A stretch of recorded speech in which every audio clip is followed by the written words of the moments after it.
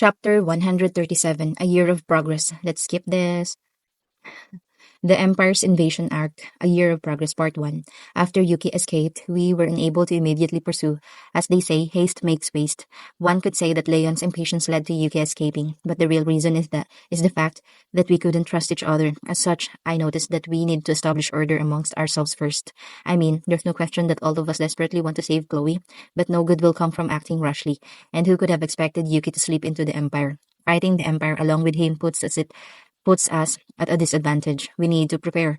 I was tasked with handling Milim, while Leon would handle information gathering, but that entailed basically waiting for his spy to report in. With regards to the resurrected Red Knight, the Blue Knight was delighted and Leon thanked Ruminus.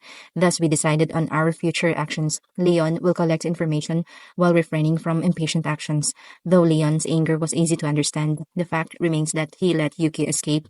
Well, maybe he can just create a barrier around the battlefield through weather. Though whether a bearer of an ultimate skill would be affected is a different story, but I still believe that we should not act independently. Sure, we won't come to trust each other with our lives, but we do share a common goal. This common goal is the only thing that binds our group together. Should that common goal disappear, there's no way I'll be able to control the other two. While Leon is gathering information, there are places which we must visit. For now, we need to return and prepare our countries for an eventual confrontation with the Empire. But first, I have to deal with Milim. Life got a bit complicated for me once I separated from Leon and Reminas, soothing the raging Milim, telling her that her pet was resurrected, and getting thanked by a delighted Milim, and have her guardian come right after Milim anger was soothed. In short, I had to prevent Milim from rampaging. I guess you could even say that I needed to manipulate her. Her guardian Frey should have come sooner. She seems to have come the moment Milim regained her composure, but I don't want to think that Frey was just waiting for the right moment to return. In short, my life sucked, and I couldn't help but wonder why I had to suffer through this. Right, Leon forced me into this. Well, since Milim's mood improved quickly, I guess it wasn't that bad. From within the herb, I carried the chaos dragon soul, formed into a small monster, a dragon hatchling, a Dutchling. He basically appeared from within the egg the moment Milim came. Gaia, is that you? Kiwi, the dragon and the girl embraced each other, a touching reunion. After that, we partied by going to the labyrinth and power leveling Gaia. What? No, we weren't just playing around. I mean, we only got into our avatars, Ramirez, Milim, Veldora, and I, and delved into the labyrinth. Since Gaia could fly, he followed close behind me. And as you would expect, from a chaos dragon, the dragon got used to fighting after only a few battles and quickly started using miasma breath against multiple opponents. Miasma breath would drive our enemies mad. The dragon also had a skill etched into his soul, gravity manipulation, which he used to create shield around us, thus becoming one of the most valuable members of our party. The barrier is rather strong, and now even if the enemy is a mage, my magic barrier and Gaia's gravity barrier creates an impenetrable wall. As a result, though we had previously struggled against the boss of the 30th floor, we have now cleared him with ease. Hawa, he's no match for us. Yep, it's only Gazul. After all, wahaha, this made my day. Cute. That was fun. No, we weren't just playing around. Stop saying such foolish things. We're trying hard for Gaia's sakes. For Gaia's sake. As long as it's for Gaia. What's the problem with us having a bit fun? But soon no, I couldn't help but be overcome with worry over Chloe. No matter how much you enjoy the present, such thoughts just creep up unexpectedly. But no, I must not worry. 'Tis not an emergency yet. And undue worry harms one's heart. I wonder if Milim and the rest suggested we come here because my worry was showing on my face.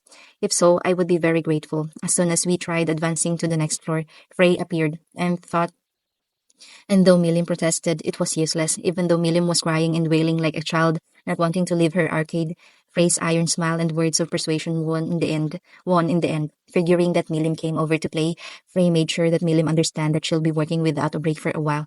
I'll be back, Milim said, leaving in and out like a storm. As for Gaia, he continued wandering the labyrinth in his current form.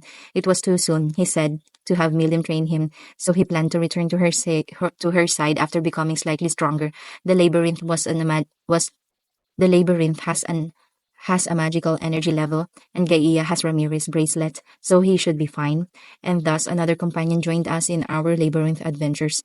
By the way, we didn't know of this at the time, but our 5-member team came to be known as the unique bosses of the labyrinth. inhabiting the floor above the first, a bosses of unbelievable strength, they say. In other words, when we controlled our avatars, we were so strong that adventurers would just roll over and die. I found out about this later when these rumors reached me. This, though, is how we appeased Milim's anger. None of us would dare to have fun while Milim was away, so we decided to actually do some work. Well, I'm not sure what I can do actually. There was that thing about doing a joint research venture. I was supposed to supervise it and make any requests I could think of to them. I think, thanks to Girudo's efforts in building a road and setting up barriers along it, the preparations for our various joint ventures are going well. We'll soon have a road running directly from Sarion to Tempest. We also have a plan to build a railway heading towards the dwarfs so as to facilitate faster exchange of goods and materials. But I worry, should the Empire invade, would these railroads not harm us in the end? That's why we prioritized to building a road to Sarion first. By the way, the researchers have arrived, the dwarf artisans, Sarion sorcerers, and Holy Empire's engineers. Though the roads have not been fully paved yet, they could easily travel here already. That's why they arrived even before we completed the roads. I know this is late. I'm going to stop setting a schedule. So on Thursday, my laptop broke, and other than losing a lot of work files, I lost most of my translation. Then I had to buy myself a new laptop, which in comparison is so terrible it hurts. The one that broke was an i7. Wait, let's skip this. I'll finish the chapter today. A Year of Progress, Chapter 137, A Year of Progress, Part 2. I digress, but must again reiterate that we completed these transportation routes in but a year. We even set up night lamps and anti-monster barriers for night travelers. Towards the Dwarf Kingdom, we set up a railroad, and halfway along it, we built a few inns. Those later developed into a town. That town benefited greatly from the various engineering projects and became rather prosperous. And because it's close to a river, it's a good place for people to come and rest. That town, by the way, will later develop to be a central station district. And yeah, we were wary of the Empire's invasion, so it's not like I regret any of the choices done made. The fact that we so quickly built the roads and railroads actually helped me solidify dominance over over the entire Jura Forest. Each tribe pledged their loyalty, and their young joined Gerudo's Corps. Thanks to the roads, we established a solid trade network of food and goods. In fact, we may have created an as efficient a system as the one back in my previous world. I thought for a second on whether I should build forts and castles, but decided against it. It would just be a waste of time, I figured. If the Empire really does invade us, then I'll just completely destroy it. What's the point of being anxious against someone who you'll know for a brief second? We'll just use our entire force and stop them before they even start. So there's no point in building castles. Though if the Empire does advance, we might have to destroy some of the rails, but even if we have to do so, we can just rebuild them later. And since we don't know when and if they come, there's no point in stalling our development even for a moment. The matter of the angels is the same. When they invade, I'll annihilate them. What's broken we can simply repair. After all, things are not as important as people. Protect not the art, but the artisan, so I say, having arranged our affairs around this notion, even I was surprised at how fast we developed. The spirits research was primarily handled by the dwarfs and elves joint venture. Bester was originally involved in the magic armor research, and this type of research is the most common in this world. In contrast, sorcery studies are veiled in secrecy and taboos. The genius researcher Empress Elmeshia basically founded this field by mixing element studies with alchemy.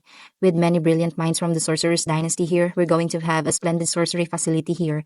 Of course, no state secrets will be divulged, though. Then there are the vampires researchers, which are unlike anything in this world. They study not magic, but physics and the laws of the world, science of our world. They depend not on magic, but on using laws and the building blocks of reality to achieve desired results.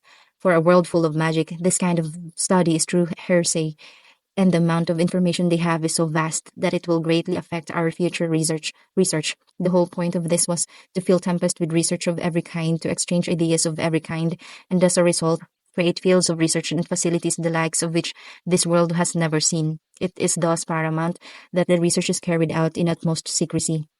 So we need a location that can be easily protected and difficult to infiltrate. What better place could you choose than the 95th floor of the labyrinth? The Triants have set up a city there. you see. And this city is also inhabited by elves, some of whom may want to help in the research. It's easy to defend, easily accessible, so it really is the ideal location. Even if the angels attack, they will probably not be able to reach the 95th floor. Even if they do, Ramirez says we can just swap 99s for the 95th floor at the moment's notice. So this will give me a peace of mind. Will this so with this, we proceeded to set up sleeping quarters, and when the research began in the earnest, we immediately ran into disagreement. Every single group wanted to focus on their field and was worried about the confidentiality of their studies. That, however, would defeat the whole purpose. So I decided to divulge all their secrets quickly. What secret is safe from Raphael? I compiled their research in easy to understand terms and handed such a portfolio to each one of them. Oh, and I wrote it on valuable paper, not parchment. The paper is low quality, made from wood fibers, but it is a step in the right direction. Like this, we got them to cooperate. Of course, alcohol played a role. There's a beautiful paradise of alcohol and elves right outside of the research facility. Any dispute could easily be dissolved in a bar. The vampires, too, though they did not need to suck life out of people, certainly enjoyed sucking the alcohol out of cups. By the way, I too joined them on many occasions, but was never paid for overtime work. Unfair, right? Seems like exchanging cups is a way for people to transcend national boundaries. Thus, we all became good friends and brought forth various results. Ramirez, of course, was also interested in this research. At some point, she became the research facility's mascot and idol. Oh, and I did not forget that I broke her golem so long ago, so we focused on that first. Being familiar with both magic armor plan and spirit armor, we quickly completed the research. For some reason, most of the researchers laughed an empty laugh when we did. How long did they work without a single breakthrough? I guess you would get discouraged if that were to happen. And admittingly, uh, the gem the gem I invented came in handy. We also were able to push for the release of the barrier cone, Korobis, and Vester's simplified magic circle equipment. Using their invention and other data, we were able to start absorbing magical energy from the atmosphere and thus complete the spirit armor. The spirits would convert magical energy into spiritual energy, which would then be stored in batteries. In other words, so long as some magical energy is present, perpetual motion is possible. I have finally attained unlimited energy. The first project we built was the spirit armor for Ramirez, a 7 feet tall, weighing 1.5 tons, charged with a number of batteries, allowing for individual and high-speed motion via gravity control. Arming it was also kind of fun. It's one of those things that would excite any military otaku, though its performance is far below Beretta. So I personally think it's more of a toy than anything.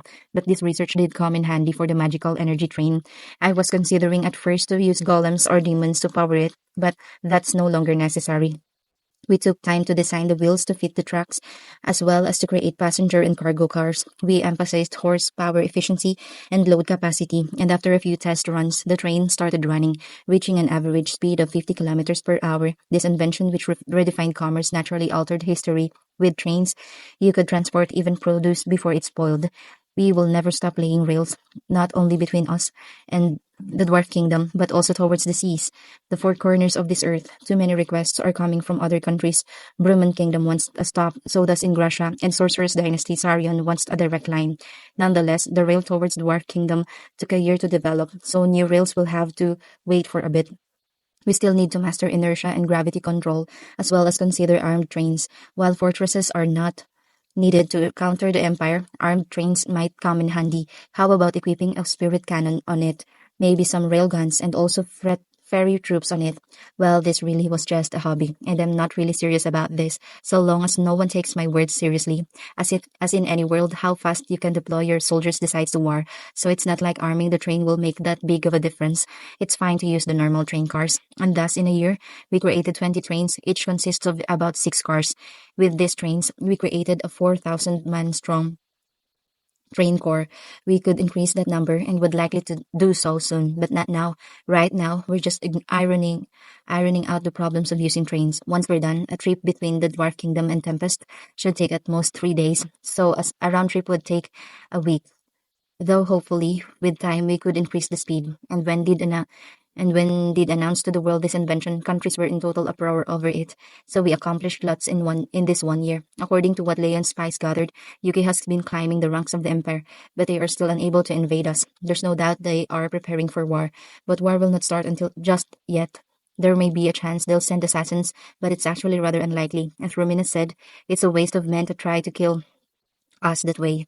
In fact, that's just how it turned out. Any attempts were basically suicide, and they gave up after the first attempt. And it's not like we could permit them to see what we're up to. In any case, it's clear that the Empire is getting ready, and thus our research continues.